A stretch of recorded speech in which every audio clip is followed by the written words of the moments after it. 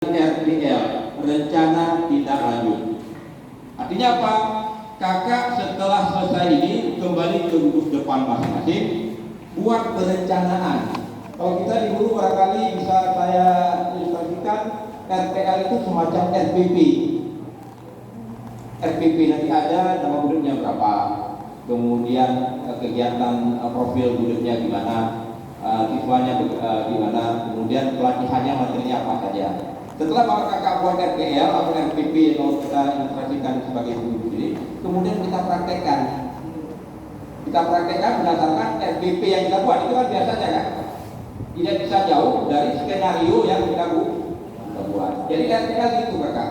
Nanti kakak buat, nanti bisa kakak download dia di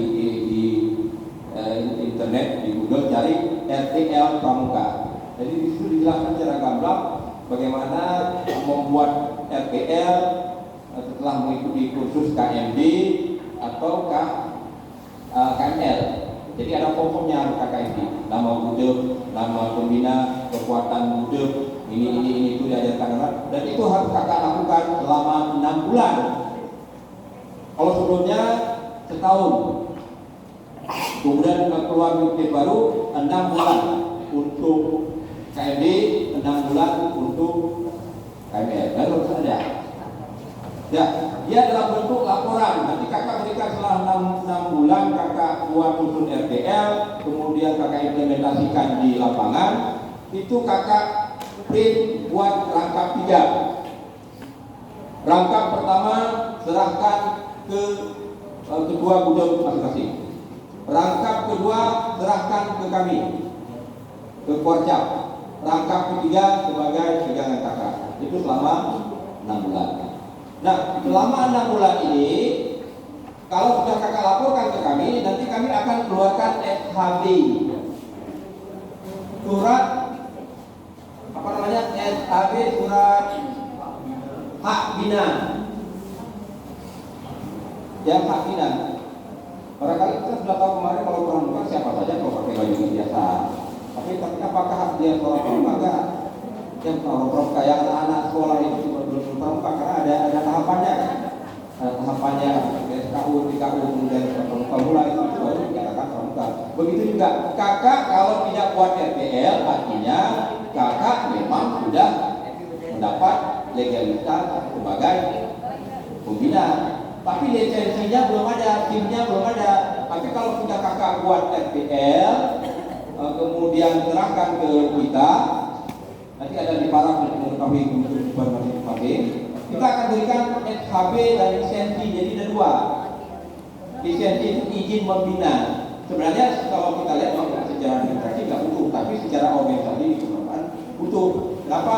Nah, ketika kakak mau ambil KML, ini minta narakaria ini diminta syarat. Malah ada beberapa Korcap setelah KMD sertifikatnya ditahan. Ya, ditahan. Kenapa?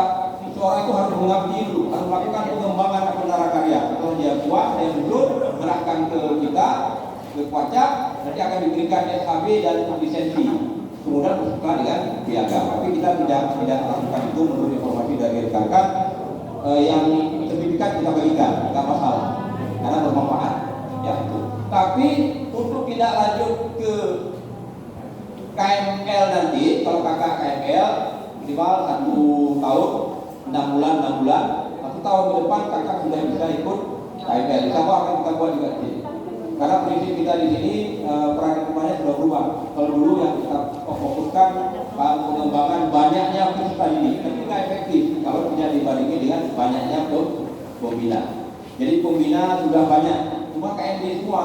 Ke depan insya Allah nanti kita akan lakukan pembinaan tingkat lanjutan yang siaga, khusus siaga, penegak, khusus penegak, kemudian pandegak, penegak. Tapi melihat kondisi nggak mungkin nggak pandegak dapat KML ini. Kenapa? Karena hanya beberapa kampus, 2 kampus negeri, 3 dengan menjadi swasta, tapi yang aktif baru BIN Laksa. Jadi inilah dasar ilmu sudah kakak peroleh, tinggal pengembangan kakak nanti menurut keinginan kakak. Kalau saya di SD mungkin saya ngambil siaga, kalau kakak merasa di SMA atau SMK nanti pengembangannya di penegak. Jadi terserah kakak masing-masing. Yang intinya kakak harus unsur narakarya atau pengembangan, unsur RTL, jelaskan di situ semua. Formnya ada di dalam YouTube, ada di Google, semua ada di situ form. Kakak ini di situ. Kalau nggak kakak buat, bisa nggak masalah. Cuma kakak latih nggak masalah. Kenapa? Kakak sudah melatih, nggak masalah. Cuma lisensinya belum ada ya. Kita berbicara dalam koridor organisasi, ya. Berbicara dalam koridor organisasi.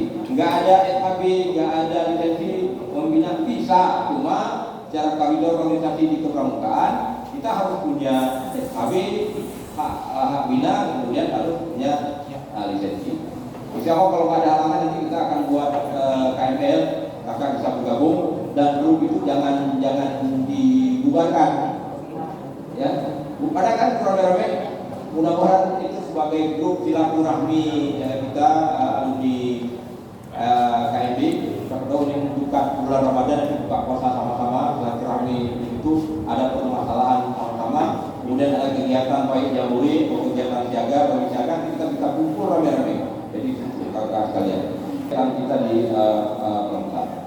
Kakak-kakak juga sekalian, intinya sekali lagi saya informasikan, RTL itu harus kakak buat, ya. Dan ini harus kami ajarkan. Terserah kepada kakak atau tidak, itu terpulang kepada kakak. Oh, kamu buat, lebih sertifikat sudah hadirkan, nggak masalah. Tapi kalau mau yang menurut koridor yang ada dalam gerakan pramuka, kakak harus buat. Nggak susah, ya. Bagi guru nggak susah, karena lebih payah buat RPP. Buat RPP ketika masuk dalam poin pengembangan kurikulum itu luar biasa harus pikir. Harus ngambil nomor sini, sana sini, kemudian buat catatan kaki. Itu luar biasa capek, ya ini. Jadi kalau informasi atau belangko yang ada dalam poin-poin RTL itu gampang. Kita masuk sama nama peserta didik, kepada lainnya ini, masuk pramukanya ini, ikatan pramukanya semua ada. Jadi itu ya kakak ya. Ada pertanyaan? Ini question. Oke, silakan.